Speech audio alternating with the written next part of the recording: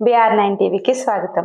కాకినాడ జిల్లా ప్రతిపాడు నియోజకవర్గం శంఖవరం మండలం కస్తూర్బా గాంధీ బాలిక విద్యాలయం నందు జాతీయ న్యాయ సేవా అధికార సంస్థ పిలుపు మేరకు శంఖవరంలో ఈరోజు ప్రతిపాడు మండల న్యాయ సేవా కమిటీ ఆధ్వర్యంలో న్యాయ అవగాహన సదస్సు నిర్వహించారు. న్యాయ అవగాహన సదస్సుకు ముఖ్య అతిథిగా సీనియర్ న్యాయవాది బుగతా శివ హాజరయ్యారు. ఈ సందర్భంగా విద్యార్థినిలు ఉద్దేశించి బుగతా శివ మాట్లాడారు. విద్యార్థినిలు అన్ని రంగాల్లో ముందు ఉండాలని, వారి బంగారు భవిష్యత్తుకు పునాది వేసుకోవాలని వివరించారు. రాజ్యాంగం కల్పించిన హక్కులతో పాటుగా బాధ్యతలున్నాయని, పేద ప్రజల కోసం మండల న్యాయ సేవా సంస్థ కల్పిస్తున్న ఉచిత న్యాయ సేవల గురించి వివరించారు. భారత రాజ్యాంగం చదువుకునే హక్కు కల్పించింది. ప్రతి ఒక్క విద్యార్థినిలు ఉపయోగించుకోవాలని ఆయన కోరారు.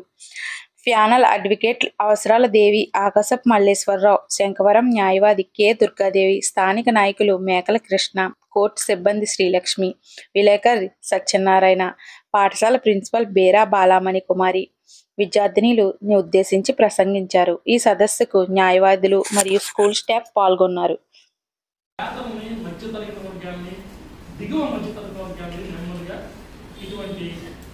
ప్రొఫెషనల్ కోర్సు నుంచి దూరం చేసే పరిస్థితి తీసుకొస్తాం.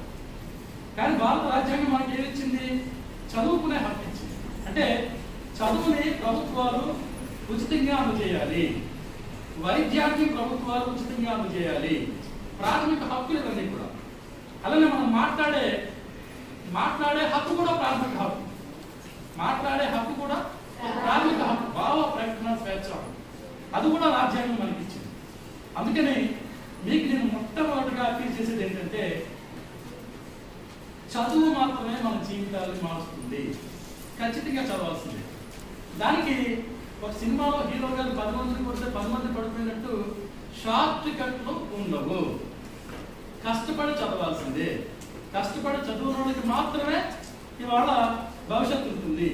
అది గవర్నమెంట్ స్కూల్లా, గవర్నమెంట్ కాలేజీలా, హాస్టల్లా, ప్రైవేట్ ఇన్స్టిట్యూషన్స్ అంటే ఎక్కడైనా చదువుకున్న వాళ్ళకి మంచి భవిష్యత్తు ఉంటుంది.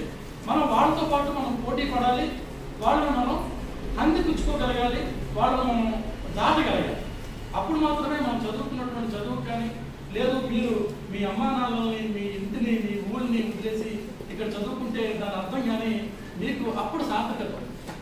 అందుకని ముందుగా నేను మీకు అప్పీల్ చేసేది ఏంటంటే, అటువంటి పరిస్థితుల్ని మీరు జయించాలి, అధిగమించాలి.